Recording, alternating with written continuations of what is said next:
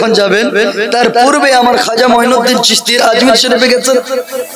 ওখানে আমার খাজা মঈনুদ্দিন চিশতির মাজারের পশ্চিম দিকে একটা মসজিদ আছে না, এই মসজিদের কাজ তখন হতো দিন রাত সমান। সমস্ত মুরিদদেরকে নিয়ে আমার খাজা কাজ করতেন। আর কাজ করতে করতে দিনের বেলাও কাজ হতো, রাত্রেও কাজ হতো। তো দিনের বেলায় সূর্যের আলোতে আর রাত্রি বেলায় চিরাগের আলোতে কাজ হতো। তো চিরাগ তো এরকম জ্বলবে না, কেরোসিন তেলের দরকার। এই মাটির তেল আসবে কোথা থেকে? তখন আজমিরের রাজস্থানের বাজারে, আজমিরের বাজারে কেরোসিন তেল তার মুরিদরা কিনতে যেত। তো রাজস্থানের যে রাজা ছিল পৃথিবীরাজ চৌহান, ইনি একটা ঘোষণা দিল। কি ঘোষণা? আমার রাজস্থানের সমস্ত ব্যবসায়ীরা, দোকানদারেরা এই খাজা ফকিরের পুরো যদি মুরিদ তেল কিনতে আসে যেন তেল না দেয়। তেল যদি দাও উপযুক্ত শাস্তি দিব, তার শাস্তি ভোগ করতে হবে। খাজা মঈনুদ্দিন চিশতির সমস্ত গোলামেরা তার মুরিদেরা যখন বলে হুজুর গো আল্লাহর ঘর মসজিদের কাজ হবে, তখন আমার খাজা মঈনুদ্দিন বলে যা আজমিরের বাজারে চলে যাও, কেরোসিন তেল কিনতে যাও, কেরোসিন তেল কিনে নিয়ে আসো। সবাই চলে গেল, কেরোসিন তেল কিনতে গিয়েছে। দোকানদারকে বলে ভাইরা আমাকে কেরোসিন তেল দাও, টাকা নাও। বলে তেল দেওয়া যাবে না। সমস্ত মুরিদেরা আরেক দোকানে গেল, কোন দোকানদার তেল দিতে প্রস্তুত নাই। সমস্ত দোকানদারের হাত ধরলো, কারোর কাছে অনুরোধ করলো, কেউ দিতে রাজি নয়। সবাই বলতে লাগলো আমার খাজা মঈনুদ্দিন চিশতি রাদিয়াল্লাহু তাআলা আনহুর মুরিদরা বলে আজমিরের দোকানদারেরা কেন দিবি না বলবো? তারা তো ব্যবসা করার জন্য দোকান খুলে বসেছো, টাকা দিব কেন তেল দিবি না? সমস্ত দোকানদারেরা বলে ও গো আমার খাজা মঈনুদ্দিনের মুরিদেরা, আমাদের রাজা মান, আমাদের পৃথিবীরাজ চৌহান, আমাদের এই রাজস্থানের রাজা বলেছে যেন কেউ তেল না দেয় তোমাদেরকে। যারাই তেল দিবে আমাদেরকে, সবাইকে যারাই তেল দিবে তাদেরকে এই রাজস্থানের রাজা পৃথিবীরাজ চৌহান তাকে শাস্তি দিবে। খাজা মঈনুদ্দিনের মুরিদেরা তোমাদেরকে তেল দেওয়া যাবে না। বলে কেন? তেল দিলেই আমাদেরকে শাস্তি দিবে, মারবে, কষ্ট দিবে, আমাদের জেল হয়ে যাবে। তখন সবাই চলে গেলেন। খাজা মঈনুদ্দিন চিশতির মুরিদেরা বর্তন নিয়ে ফেরত যাচ্ছেন। আমার খাজা মঈনুদ্দিন চিশতির দরবারে গিয়ে বলছে হুজুর। বলছে জি। বলে তেল পেলাম না, আজকে মনে হয় আল্লাহর ঘরের কাজ হবে না, মসজিদের কাজ হবে না। যে কাজ হবে না মানে? বলেছি হুজুর। বলছি কেন? বলছে প্রত্যেকটা আজমিরের দোকানে গেলাম, সবার কাছে কেরোসিন তেল অর্থাৎ মাটির তেল চাইলাম, কেউ তেল দিতে রাজি হলো না। তেল দিতে রাজি হলো না মানে? জি হুজুর। বলে কেন তেল দিবে না? তোমাদেরকে তো টাকা দিয়েছি, কেন তেল দিতে রাজি নয়? বলে হুজুর গো এই যে রাজস্থানের রাজা পৃথিবীরাজ চৌহান উনি ঘোষণা করে দিয়েছে ও রাজস্থানের রাজারা, শুভ রাজস্থানের ও সমস্ত দোকানদারেরা এই খাজা মঈনুদ্দিনের কোন যদি মুরিদ তেল আনতে আসে তোমরা জানো তাকে তেল না দাও, তেল যে দিবে তাকে শাস্তি দেওয়া হবে। ওই জন্যই আমরা সবাই তেল কিনতে গেলাম, তেল দিতে কেউ রাজি হলো না। হুজুর গো আপনার কাছে ফেরত আসলাম, কি করব? আল্লাহর ঘর মসজিদের কাজ, তাহলে কি রাত্রে হবে না? তখন আমার খাজা মঈনুদ্দিন বলতে লাগলো রে মুরিদেরা, না না না না, দিনে কাজ যেরকম হচ্ছিল রাত্রে আল্লাহর ঘরের কাজ হবে, তাহলে হুজুর কেমন করে হবে? বলছে যাও যাও যাও, কেউ বর্তনে করে, কেউ বালতিতে করে, কেউ জগে করে, কেউ মাসকিদাতে করে ওই আনাস সাগরের পানি নিয়ে আসো। সমস্ত মুরিদেরা চলে গেল, আনাস সাগরের পানি আনলো। বলে হুজুর পানি আনলাম, করবো কি? বলে সবাই তেল নিজ নিজ চিরাগের ভিতরে ভর্তি করো। চিরাগের ভিতরে ভরে দিল। বলে হুজুর পানি ভরলাম। বলছে চিরাগের ঠিপি লাগাও, চিরাগের ঢাকন লাগিয়ে দাও। চিরাগের যখন ঢাকন লাগালো, এখন আমার খাজা মঈনুদ্দিন বলে মুরিদেরা সবাই চিরাগে আগুন লাগা। যখন চিরাগে আগুন লাগিয়েছে দেখতেছে চিরাগ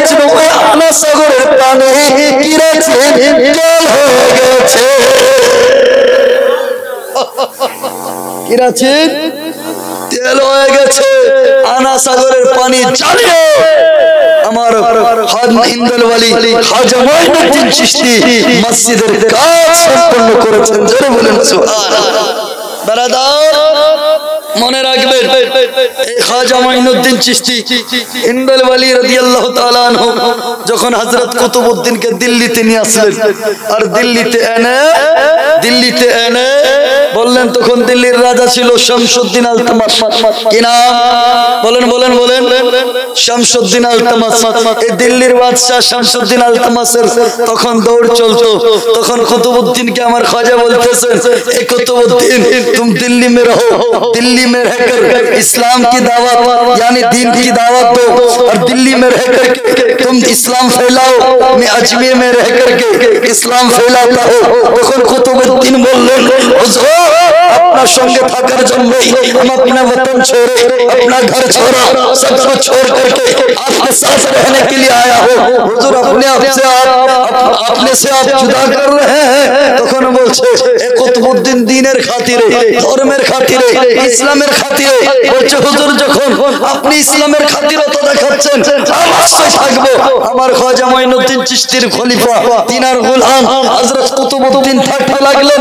তখন চক্রান্ত করছে দিনের পর দিন, হাজারের পর হাজার লোক। তখন ভারতের হিন্দুরা আমার কুতুবউদ্দিনের হাতে হাত দিয়ে কবুল করে মুসলমান হয়ে যাচ্ছিলেন। এমন মুসলমান হচ্ছে এখন, পণ্ডিতরা ভাবছে আর কিছু করা যাবে না। বলে কেন?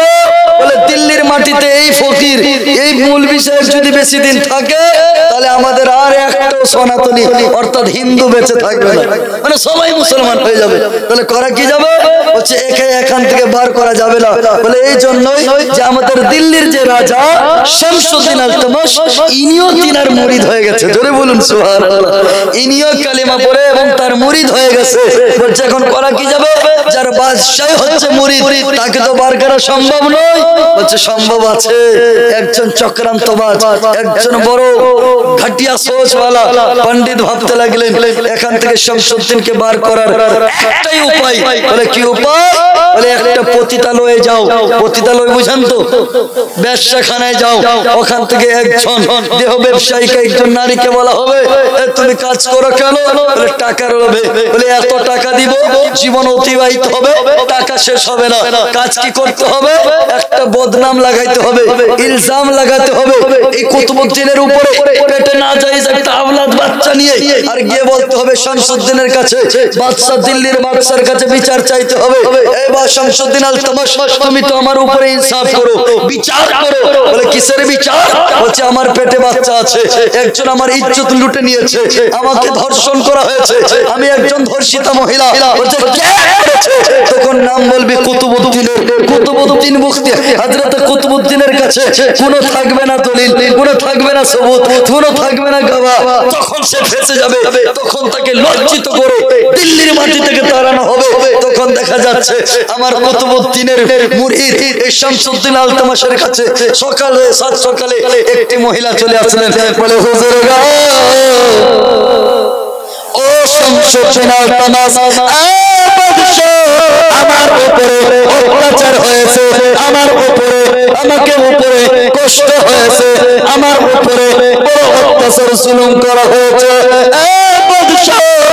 আপনার কাছে আমি এসেছি বিচার চাইতে, আমি এসেছি আপনার কাছে ইনসাফ চাইতে। আপনি ইনসাফ করুন, আপনি বিচার করুন। বলুন কি হয়েছে? মহিলা বলতে লাগলো, হুজুর গো, আমার পেটে একটা নাজায়েজ বাচ্চা পালিত হচ্ছে, আমাকে ধর্ষণ করা হয়েছে। কে করেছে? তখন বলতে লাগলো, হুজুর বাদশা গো, এ জাহাপনা, তার নাম বলতে গেলে আপনি নারাজ হয়ে যাবেন। बोले बादशाह, उसका नाम अगर मैं बोलूं तो शायद आप हमको आप मेरे गर्दन काट देंगे। जो नाम बताओ। ये शमसुद्दीन का दरबार है, किसी की तबीयत नहीं दिखा जाती, बल्कि रसूल पाक की शरीयत दिखा जाती है। बोलो क्या करेছে? তখন বলছে শামসুদ্দিনকে বলছেন, আপনি ওয়াদা করেন আপনি আমাকে মারবেন না তো, আপনি আমাকে কাটবেন না তো? বলে না, বলো মহিলা কে করেছে? বলছে হুজুর জাহাপনা, আপনার যে পীর আছে না, যে দিল্লির মাটিতে এসেছে, খাজা যাকে রেখে গেছে, বলে হ্যাঁ ওই কুতুবউদ্দিনের এই নোংরা কাজ হয়েছে। अल्लाह शमसुद्दीन ने कहा, बादशाह ने कहा अमरा तू तमीज से बोल रही है तो अस्तगफिरुल्लाह। बोलছে अमरा तू ठीक बोलছিস तो? मुझे देख लीजिए मेरे पेट में बच्चा है, अब जांच कर लीजिए।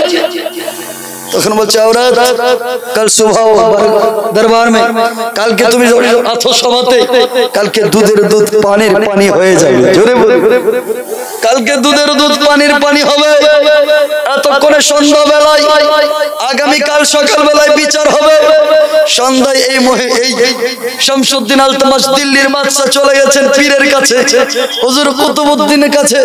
হযরত কুতুবউদ্দিন রাদিয়াল্লাহু তাআলা আনহুর দরবারে গিয়ে বলছে, হুজুর আজকে সকালে বেলায় একজন মহিলা এসেছিল আমার দরবারে আছে, বলতেছে জাহাপনা বাদশা গো আমি শেষ হয়ে গেলাম, আমার ইজ্জত লুটা হয়েছে, আমাকে ধর্ষণ করা হয়েছে।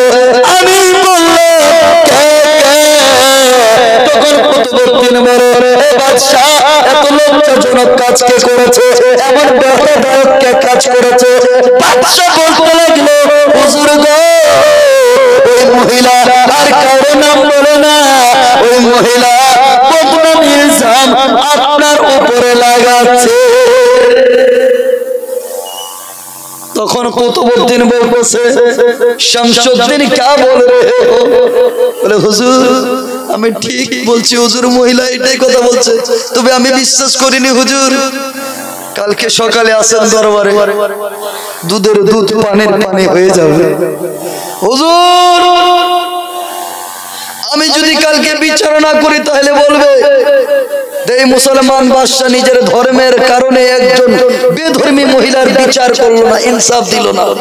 আসুন কালকে দুধের দুধ পানির পানি হবে।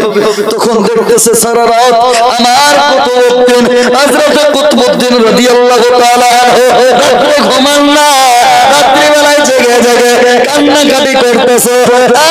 কুতুবউদ্দিন বলে, হুজুর খাজা মুঈনুদ্দিন আমি তোমার সঙ্গে থাকতেছিলাম, আমি ধর্মের খাতিরতা ইসলামের দোহাই দিয়ে তুমি আমাকে দিল্লিতে রেখে দিলে, আজকে তোমার কুতুবউদ্দিন খাজা মুঈনুদ্দিন, আজকে তোমার কুতুবউদ্দিন বড় দুঃখে আছে, বড় কষ্টে আছে, আজকে বড় পরীক্ষার মুখে আছে। মুঈনুদ্দিন তুমি নিজে কুতুবউদ্দিনকে বাঁচাইয়া না। কে বলতেছে? হযরত কুতুবউদ্দিন রাদিয়াল্লাহু তাআলা আনহু বলতেছে, ওগো হুজুর মুঈনুদ্দিন আজকে বিপদে আছে কুতুবউদ্দিন, এমন অবস্থা হয়েছে তাহাজ্জুদ করলো, ফজরের নামাজ পড়লো, সকাল হয়েছে, শামসুদ্দিনের দরবারে গেছে।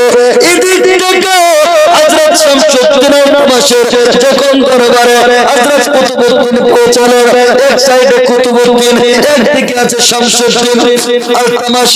এই শামসুদ্দিন আলতামাশ মহিলাকে ডাকলো, মহিলা হাজির হয়েছে, সেনাপতিরা হাজির হয়েছে, ওয়াজিররা হাজির হয়েছে, সমস্ত সিংহাসন সমস্ত সভাতে লোকেরা ভরে আছে, বড় বড় পণ্ডিতরা চলে আসলো। আজকে কুতুবউদ্দিনের বিচার হবে, আমাদের দিল্লির মাটি থেকে তাড়ানো হবে, আজকে বিচার হবে, আজকে বিচারে দেখতে যাবে। চকুল আমার হুজুর কুতুবউদ্দিনের বিচারের জন্য সমস্ত হিন্দু বড় বড় পণ্ডিতরা চলে আসলো। তখন কুতুবউদ্দিনকে আমার হুজুরের এই বাদশা শামসুদ্দিন বলে, হুজুর কুতুবউদ্দিন বলে গো আমার পীর বলে বলে আপনার কাছে কোনো দলিল? বলে না না না। মহিলা তোমার কাছে দলিল আছে? বলে দেখতে পাও না আমার পেটে বাচ্চা আছে, আমার পেট বড় হয়ে গেছে, আমার পেটে বাচ্চা আছে, আমার পেটে বাচ্চা থাকাটাই তো আমার এক নম্বর দলিল। এতক্ষণে ফয়সালা করতে যাবে, হঠাৎ করে চলে আসছে আমার খাজা মুঈনুদ্দিন চিশতি। জোরে বলুন, চলে এসেছে হিন্দুল ওয়ালি, সবার রাজা আমাদের খাজা চলে এসেছে। যখনই এসে গেছে শামসুদ্দিন নিজের চেয়ার কুরসি ছেড়ে দিয়েছে। শামসুদ্দিন বাদশাও জানে আসলে এখানকার রাজা হচ্ছে আমাদের খাজা। জোরে शमसुद्दीन ছেড়ে বলছে হুজুর आप अचानक दिल्ली की सरजमीन पर हजरत पहले आते तो खत लिखते अभी भी खत लिख देते आपको लेने के लिए आगे आ जाता क्या बात है हजरत अचानक तब मेरे ख्वाजा ने फरमाया ए शमसुद्दीन अल्तमस आज इमरजेंसी कॉल था জোরে বলুন আজকে ইমার্জেন্সি কল ছিল ওর জন্য আসা হলো আজকে আমার শমসুদ্দীন বিপদের মুখে আছে তাকে উদ্ধারের কারণে এসেছি কি ব্যাপার বলছে হুজুর पहले बैठिए आप अपनी कुर्सी में बैठिए हजरत ख्वाजा मोइनुद्दीन जब कुर्सी में बैठने के बाद कहा शमसुद्दीन मामला क्या है बोले हुजूर ये जो औरत आई हुई है ना ये औरत बोल रही है कि उसके पेट में उसके ऊपर किसी ने जुल्म किया उसकी इज्जत को लूटी गई और इज्जत लूटा হয়েছে তার পেটে একটা নাজায়েজ বাচ্চা আছে বলে কাজ কর বলে হযরত শমসুদ্দীন আলতামাশের উপরে তার উপরে এটা ইলজাম বলে मेरे मुरीद पर इतना बड़ा इल्जाम मेरे मुरीद पर इतना बड़ा इल्जाम शमसुद्दीन बोले हुजूर आपकी तो मुरीद की बात है लेकिन वो तो मेरा पीर है अरे बोलो हुजूर उन्हीं तो हमारा पीर करने কথা বলছেন হুজুর এটা হয় तो ठीक है शमसुद्दीन तू बैठ जा तू बादशाह है ना बैठ आज मैं फैसला करूंगा अरे ख्वाजा मोइनुद्दीन तरोताजा टटका गवाह लेके आया है जरे बोलो টাটকা তরতাজা গাওয়া নিয়ে আসছে সাক্ষী নিয়ে আসছে আজকে সাক্ষী এনেছি শমসুদ্দীন কুতুবউদ্দিন घबराना नहीं ए औरत तू भी कुछ नहीं बोलेगी आज मैं गवाह लेके आया हूं और अजमेर का गवाह नहीं बल्कि दिल्ली का गवाह जरूर बोलो अगर आगे अजमेर का गवाह लेके आता तो नहीं भी मान सकते थे इनकार भी कर सकते हो कि मामला दिल्ली का है अजमेर का गवाह क्यों যখন দিল্লির মামলা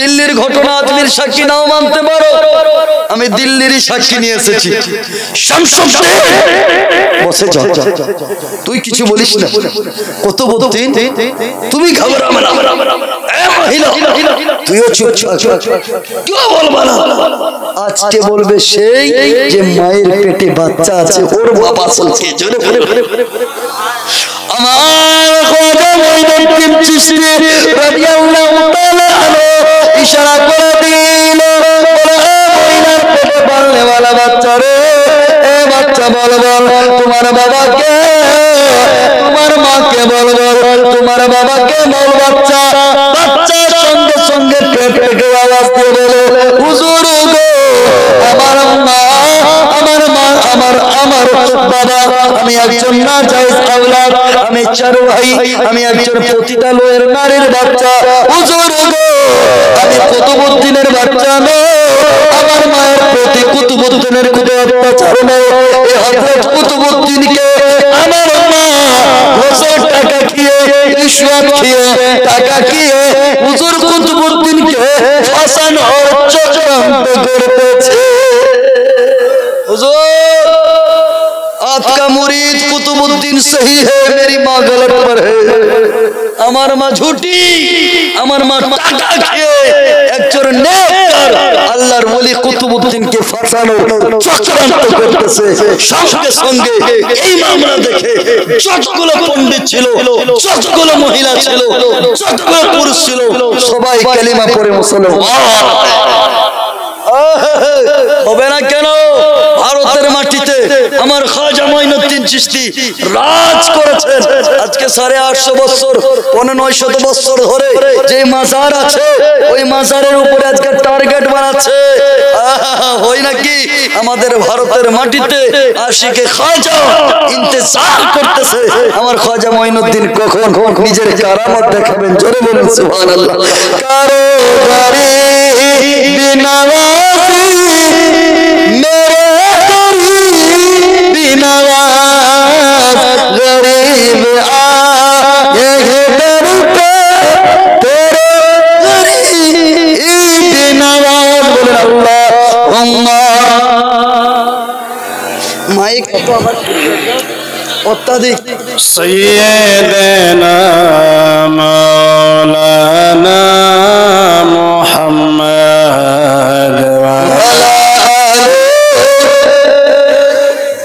वाला सय्यदना मौलाना আল্লাহর ওলিদের একটা পাওয়ার আছে। আপনাদের এই যে কবরস্থান, মুন্সিগঞ্জের কবরস্থানের ইসালে সাহেব, এই কবরস্থানে আল্লাহর ওলি আছে কি আছে না? মুন্সি গাছ, এই মুন্সি গাছ, এই মুন্সি গাছে এই যে কবরস্থান, এই কবরস্থানের মাইয়াতের মধ্যে কতজন আল্লাহর ওলি আছে? অনেকেই আছে। সবাই তো গুনাহগার নয়। আল্লাহ ওয়ালাই মানে আল্লাহর ওলি, যারা আল্লাহকে রাজি করে নিয়েছে, আল্লাহর নৈকট্য লাভ করেছে, আল্লাহর সন্তুষ্টি লাভ করেছেন। কতজন আল্লাহ ওয়ালা আছে এই কবরস্থানে শুয়ে? হতে পারে ওই আল্লাহর ওয়ালা, আল্লাহ ওয়ালাদের ওসিলায় আজকে যতজন সভাতে আছি সবার মাগফিরাত হয়ে যেতে পারে। বেরাদার, আজকে এই কবরস্থানের মাহফিলে যতজন এসেছেন ভাগ্যবান। খালা, এদের মধ্যে কোনোদিন লকডাউন লাগবে না, এরা মুখে লকডাউন লাগাবেই না। যদি ভারত সরকার লকডাউন এদের মুখে মারতো মনে হয় সব ঝামেলাই পড়ে।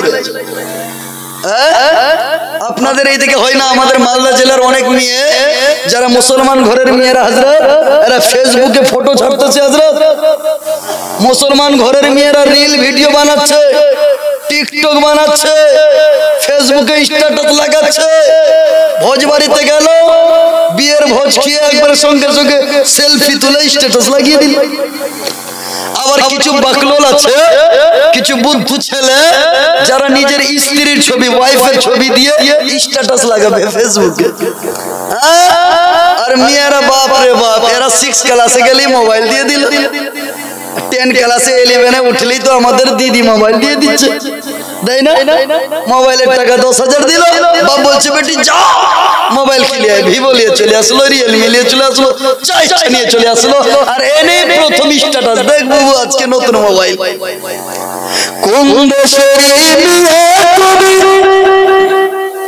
কেমন তোমার বাপ, ফেসবুকেতে সবে ইশারা করছো কেন পাপ মিয়া, ফেসবুকেতে সবে ইশারা করছো কেন পাপ। কোন দেশের মেয়ে তুমি, কেমন তোমার বাপ, ফেসবুকেতে সবে ইশারা করছো কেন পাপ মিয়া, ফেসবুকেতে সবে ইশারা করছো কেন পাপ। ছেলে মেয়েদের কাছে বসে শিক্ষা দাও না ভাই, ছেলে মেয়েদের কাছে বসে শিক্ষা দাও না ভাই। মা মিয়াকে কেমন লাগে ফেসবুকে জিগায়। আজকালের কিছু মেয়েরা, শুনছেন তো, ছেড়ে দেবো নাকি? চলছে তো নাকি? একটু জোরে বলুন सुभान-अल्लाह। आजकल हजरत हमारे इलाके में, शायद आपके इलाके में नहीं भी हो सकता है, हमारे এলাকার কিছু মহিলারাও ফেসবুকে লাগে বলেছে জি, এরা রিয়েল ভিডিও, ব্লগ ভিডিও বানাচ্ছে, আর বানিয়ে বলছে বন্ধুরা দেখুন আমরা এখন কিশনগঞ্জে এসেছি, চপরা থানায় এসেছি, রায়গঞ্জ ঘুরতে এসেছি, পার্কে এসেছি, আমার মেয়ে আছে, আমার ছেলে আছে। আরে কপাল, এ পাগলার বেটি পাগলি, এই ফেসবুকে মেলা ঘুরতে গেছে তো লোককে দেখাচ্ছে আমরা মেলা ঘুরতে এসেছি, পার্ক ঘুরতে এসেছি, রায়গঞ্জ ঘুরতে এসেছি, ইসলামপুর ঘুরতে গেছি, এরা এগুলো দেখাচ্ছে। কিন্তু ছেলে মেয়েকে শিক্ষা কি দিবে? ছেলে মেয়েদের কাছে শিক্ষা দেয় না ভাই। মা মেয়েকে কেমন লাগে ফেসবুকে জিগায়, মা মেয়েকে কেমন লাগে ফেসবুকে জিগায়। লজ্জা শরম হয় না কেন, লজ্জা শরম হয় না কেন, চাও না কেন ফেসবুকে ছবি ইশারা করছো কেন পাপ মিয়া, ফেসবুকে ছবি ইশারা করছো কেন পাপ। কোন দেশের মিয়া তুমি, কেমন তোমার বাপ, ফেসবুকে ছবি ইশারা করছো কেন পাপ। হিন্দু খ্রিস্টান মে তোর বুঝি দেখবে সবাই তোমাকে, গলা কেটে উলঙ্গ উলঙ্গ ছবি লাগিয়ে দিবে। আজকাল কিছু নতুন অ্যাপ বেরিয়েছে, যে অ্যাপগুলাতে আপনাকে উলঙ্গ দেহ থাকবে আর আপনার গর্দানটা কেটে এডিটিং করে আপনার ওই জায়গায় লাগিয়ে দিয়ে আপনি লাঙ্গা হয়ে গেলেন। এরকম আছে, বেরিয়েছে না? এই যে আমার ইউটিউবার ভাইরা জানে, কারণ এরা সব ফটো কাটাকাটি করে। এই ইউটিউবার ভাইরা একবারে ফটো কেটে ওয়াহাবির ফটো আগে দিকে, একবারে সুন্নির ফটো আগে দিকে, এর ফটো এরা জানে। তো এরকম অ্যাপ বেরিয়েছে যে উলঙ্গ ছবির মধ্যে কোন মেয়ের গর্দনটা কেটে এনে লাগিয়ে দেখলো, দেখি ওই মেয়েটাই। তো এইরকম আছে। মুসলমান ঘরের মেয়ে, তোমরা নিজেকে এত সস্তা করে ফেলেছো বেটি। তুমি ফেসবুকে নিজের ছবি ছাড়তেছো, রিয়েল ভিডিও নিজের বানাচ্ছ। কোথাও ঘুরতে গেলে তোমরা ফেসবুকে নিজের ছবি ছেড়ে নিজেকে এত সস্তা বানিয়ে ফেলেছো।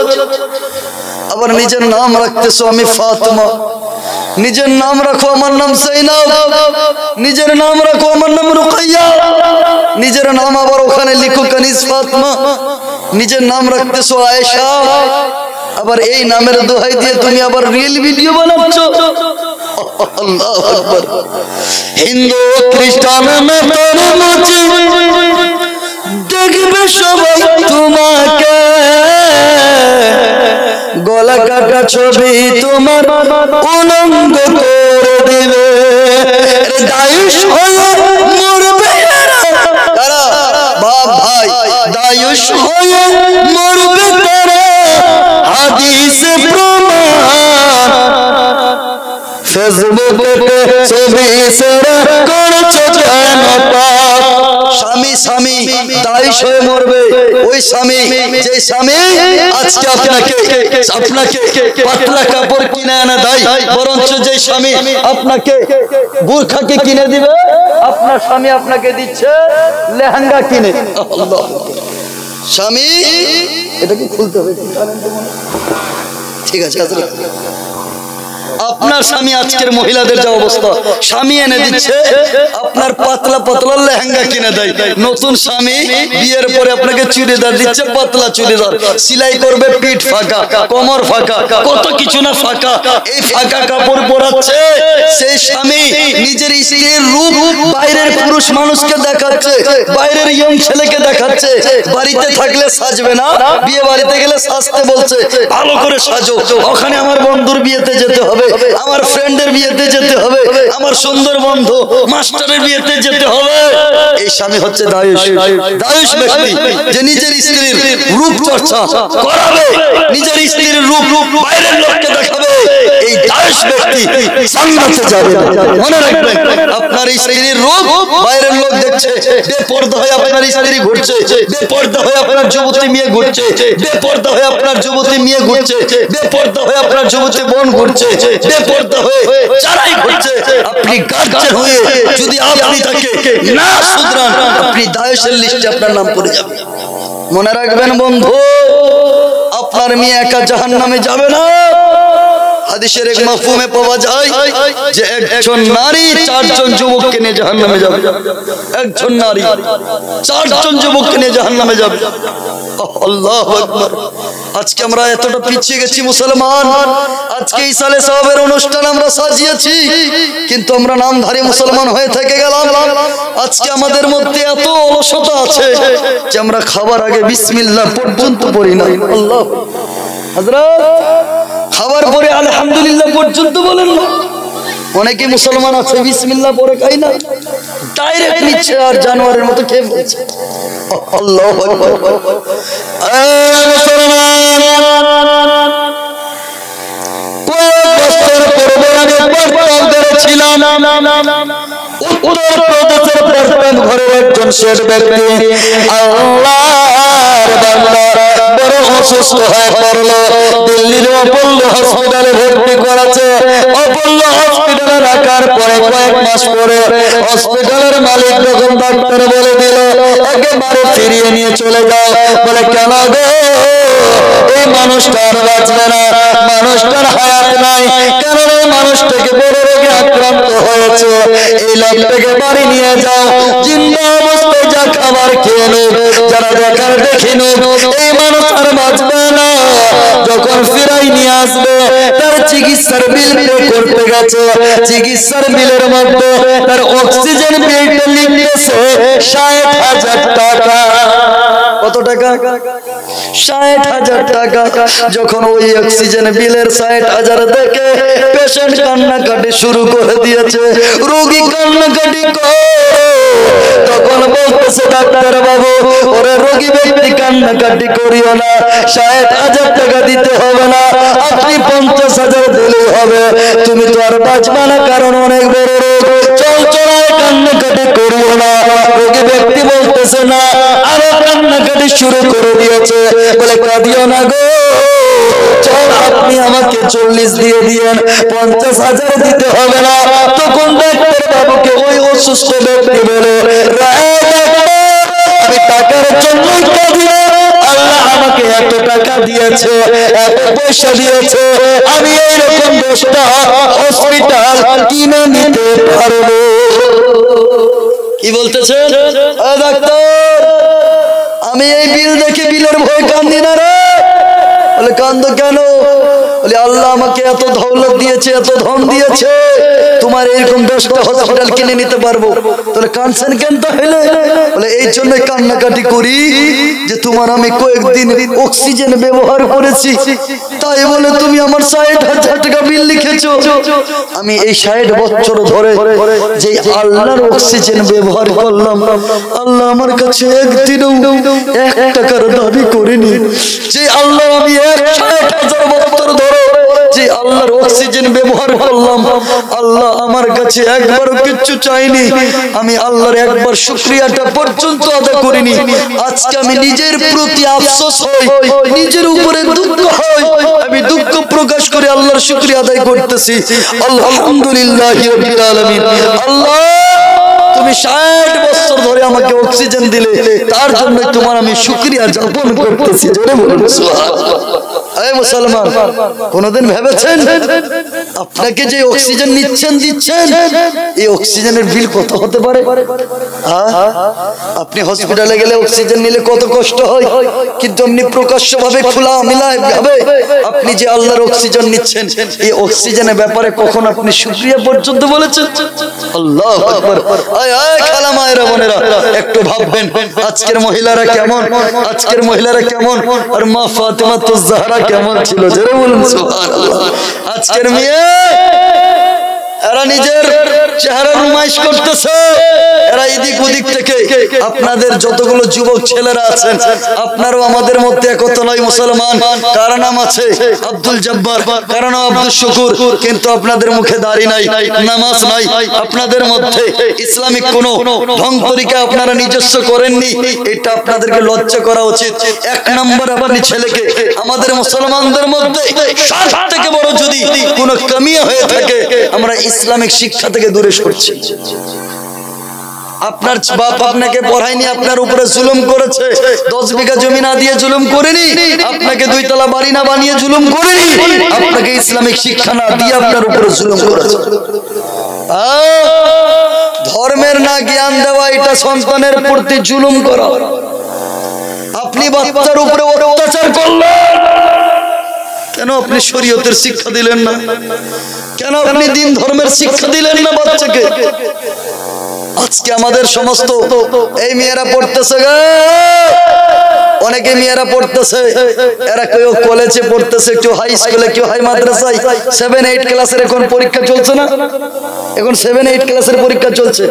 এই পরীক্ষাতে অনেক মা বাবার টেনশন আছে, আমার মেয়ে মাধ্যমিক পরীক্ষা দেবে, আমার মেয়ে মাধ্যমিক টেস্ট পরীক্ষা চলছে, যেন ফার্স্ট আলে যদি পাস না করতে পারে মাধ্যমিক ফাইনালে যেতে পারবে না।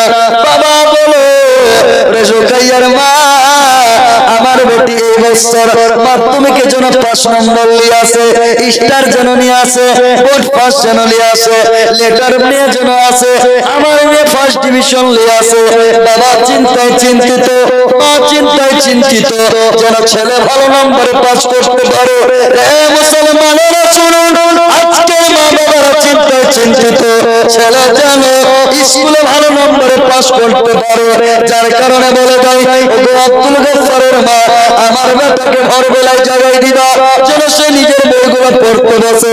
আমার বেটা, আমি বেটার জন্য ছেলের জন্য 8টার মধ্যে সকাল 8টায় রান্না রেডি, চলো খাবার রেডি করে দিও, স্কুলের সময় মতো যেন খেয়ে যায়। মা বলে ঠিক আছে, আমি ছেলের সবাই যত্নে লেগে থাকি। মা বলে ওরে বেটা আব্দুল গাফফার আর খেয়ে না, স্কুলে চলে যা। স্কুল থেকে আসলো, ডাইনিং টেবিলে খাবার পেরে দিল, বেটা খাবার খেয়ে না, আবার সন্ধ্যা হয়েছে, প্রাইভেটে চলে যাও। টিউশন থেকে আসলো, আবার বলতেছে মা বেটা বলে বেটা তুমি পড়তে বসে যাও। বেটা পড়তে বসে গেল, মা লাল চাই করে দিল, বেটা ঘুমাই যাও বেটা।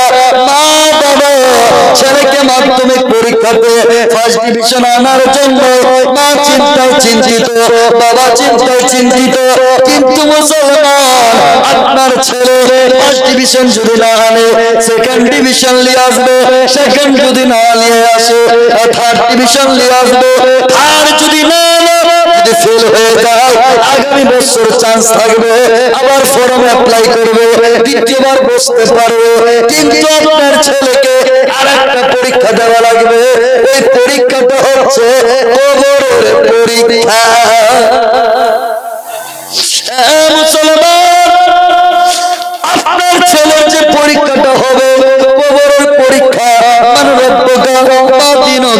তোমার ধর্ম কি, তোমার দিন কি, তোমার রব কে, তোমার নবী কে, এই যে প্রশ্নগুলো হবে, এই প্রশ্নের উত্তরের জন্য আপনার ছেলেকে কখনো মাদ্রাসায় পাঠিয়েছেন, কখনো মক্তবে পাঠিয়েছেন, কখনো ধর্মের শিক্ষা দেওয়াইছেন, কখনো দিনের শিক্ষা দিয়েছেন। মুসলমানের যতক্ষণ পর্যন্ত আপনার ছেলেকে ধর্মের শিক্ষায় সুশিক্ষিত করাবেন না, আপনি ছেলের আসল হক আদায় করলেন না।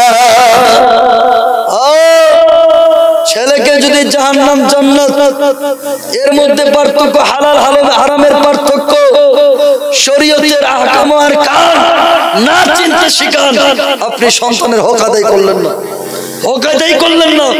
কি করতেছেন? ছেলেকে যখন জন্ম নিল 4 বছর পরেই নার্সারি স্কুলে দেন, এলকেজিতে দেন, কেজি স্কুলে দেন। ছেলেকে যদি মাদ্রাসায় না দেন, আপনার ছেলে কি শিখবে? আপনার কবরে ফাতিহা কি পড়বে? এ ডবল পি এল ই আপেল, বিএটি বে, সিএটি কে, এগুলো পড়বে বন্ধু? না কোরআনের শিক্ষা দেওয়ান, আর মেয়েদেরকে মাদ্রাসায় এদেরকেও শিক্ষা দেওয়ান হাদিস কোরআনের শিক্ষা। কারণ মায়ের শিক্ষা আগে হলে শিশু শিখে মায়ের কোলে। বেরাদার মিল্লাতে ইসলামিয়া হবে না কেন? নবীর মুহাব্বতের শিক্ষা তখনই পাওয়া যাবে যখন মাদ্রাসায় পড়বেন। আর মাদ্রাসায় কোন মৌলভী সাহেবের কাছ থেকে শিক্ষা নেবেন, আমার নবীর প্রেমের শিক্ষা পাবেন, তখন মন বলবে, তখন আপনার মন বলবে প্রিয় নবীকে ভুলে যেও না, নবী ছাড়া জান্নাত প্রিয় নবীকে ভুলে যেও না, নবী ছাড়া জান্নাত প্রিয় নবীকে আল্লাহ তাআলা বলেন কোরআনে, আল্লাহ তাআলা বলেন কোরআনে, জয় আছে আসমানে জমিনে, সব কিছু তোমার অধীনে, সব কিছু তোমার অধীনে, প্রিয় নবীকে ভুলে যেও না, নবী ছাড়া জান্নাত পাবে না, প্রিয় নবীকে ভুলে। নবী ছিলেন মায়ের গর্ভে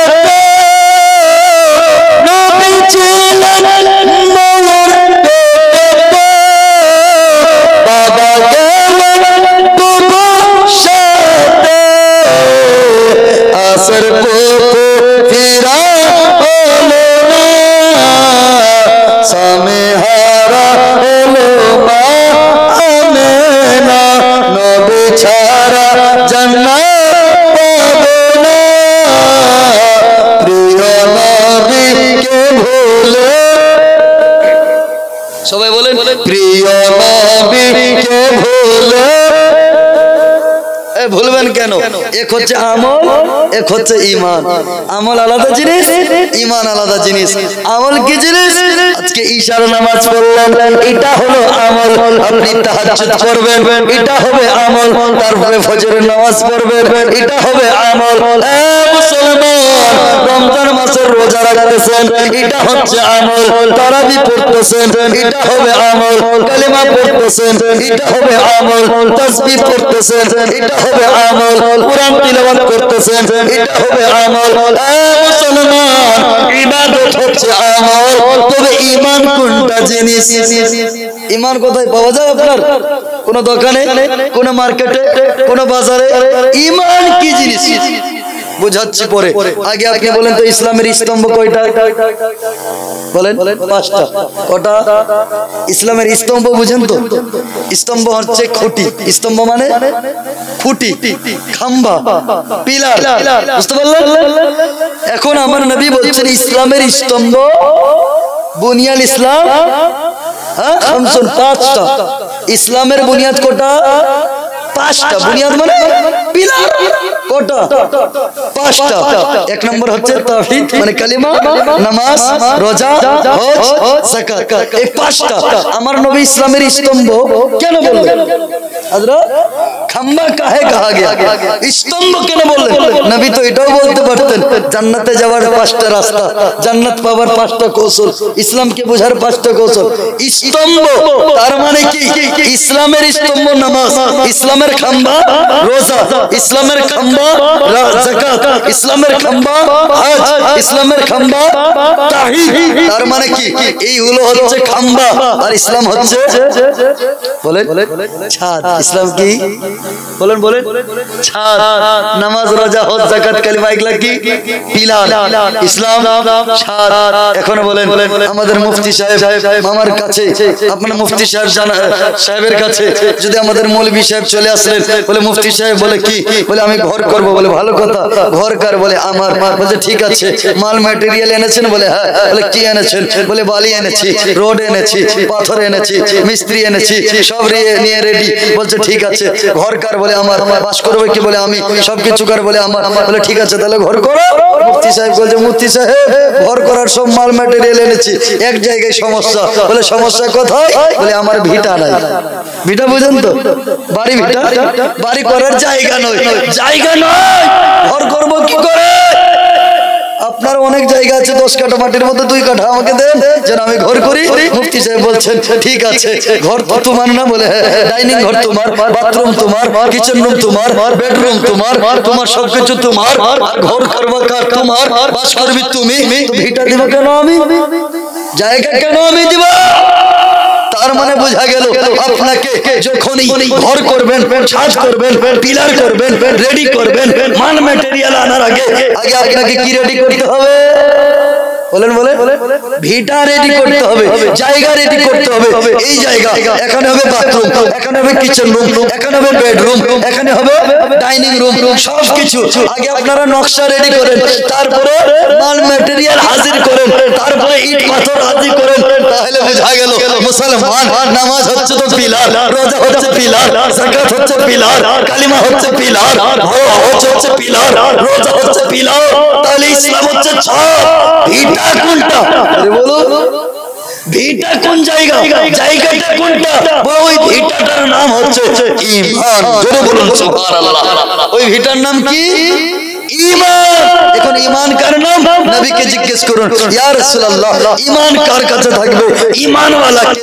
মানে ভিটা ওয়ালা কে? তো আমার নবী বলছেন লা ইউমিনু আহাদুকুম হাত্তা আকুনা হাব্বা ইলাইহি বিওয়ালিদিহি ওয়া ওয়ালাদিহি ওয়ান নাস আজমাইন। নবী বলছেন ততক্ষণ পর্যন্ত কেউ ভিটা ওয়ালা নাই, মানে কি ঈমান ওয়ালা কেউ নাই, ততক্ষণ পর্যন্ত পূর্ণ ঈমান ওয়ালা সে হবে না যতক্ষণ পর্যন্ত পিতা থেকে, মাতা থেকে, সন্তান থেকে, সন্ততি থেকে, সমস্ত বন্দাস আজমাইন, সমস্ত মানুষ থেকে আমি নবীকে না ভালোবেসে নেবে, সে ভিটাওয়ালা ওটা ঈমানওয়ালা হবে। বুঝা গেল মুসলমান সমস্ত মানুষ থেকে মানুষের মধ্যে বিহাই করে, মানুষের মধ্যে বিহাইন করে, মানুষের মধ্যে সারু করে, মানুষের মধ্যে সংগ্রাম করে, মানুষের মধ্যে দোস্ত করে, মানুষের মধ্যে বন্ধু করে, মানুষের মধ্যে বান্ধব করে। বুঝা গেল কেন বলি রে? এই জন্যই বলতেছি আজকে অনেক মুসলমান তারা সুন্নি হয়েছিল ওয়াহাবির বাড়িতে সম্পর্ক করে ওয়াহাবি আকীদা নিতেছে। হচ্ছে না? আপনাদের এইদিকে নাই হতে পারে, আমাদের এলাকায় অনেক আহলে হাদিস দিন দিন বাড়ছে। আর কেন আহলে হাদিস বাড়বে না? আপনাদের দালগোলা এলাকায় যতগুলো স্কুল আছে, মিশন আছে, প্রাইভেট মিশন স্কুল, এই প্রাইভেট স্কুল বেশিরভাগ আহলে হাদিস, গায়ের মুকাল্লিদদের। হ্যাঁ, আহলে হাদিস।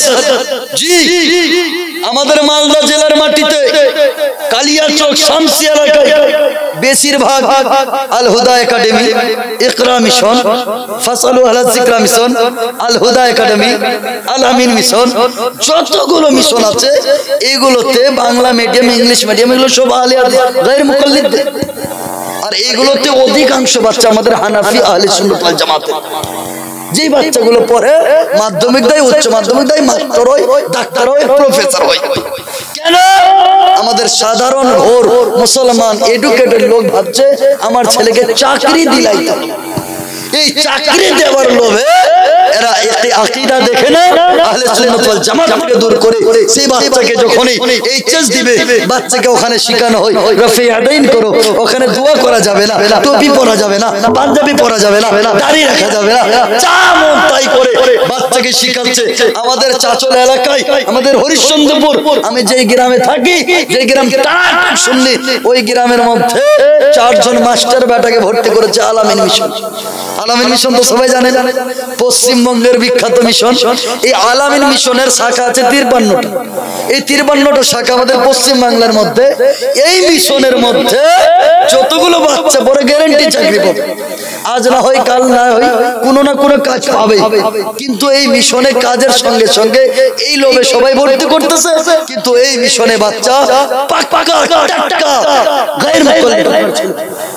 এই মিশনে ইনশাআল্লাহ বেরাদার, আপনারা যেই ছেলেকে ওখানে ভর্তি করতেছেন আপনারা এখান থেকে বিরত রাখবেন, ছেলেকে আকীদার শিক্ষা করুন, শিক্ষা দেবেন। আর আপনি আহলে সুন্নাত ওয়াল জামাত মধ্যে যেগুলো মিশন পাবেন সেখানে ভর্তি করবেন। আমাদের হুজুর জালালউদ্দিন, হুজুর তাজুল আউলিয়া, হুজুর জালালউদ্দিন আশরাফ একটা আয়না হিন্দি ইংলিশ মিডিয়াম খুলেছে মালদার মাটিতে। আপনার ওখানে সাদাল্লাপুর শরীফে, জি হুজুর, ওখানে ইংলিশ মিডিয়ামে ভর্তি করুন, আপনার ছেলেকে করুন, মেয়েকে করুন পান্ডুয়ার মাটিতে। তাহলে আপনার ছেলে কি হবে? ইংলিশ মিডিয়ামে পড়ে মাস্টার হবে, ডাক্তার হবে, প্রফেসর হবে, ইঞ্জিনিয়ার হবে। কিন্তু আকীদা সহিহুল আকীদা থাকবে, আহলে সুন্নাত ওয়াল জামাতের মধ্যে থাকবে, পাক্কা থাকবে। নচেত আপনার ছেলে দিনের পর দিন বেদিন হতে যাবে আর গায়র মুকাল্লিদ হবে। আপনার কবরে ফাতিহা পড়তে আসবে না, ইসালে সওয়াবও হবে না। বেরাদার মিল্লাতে ইসলামিয়া, একবার জোরে বলুন আল্লাহু আকবার।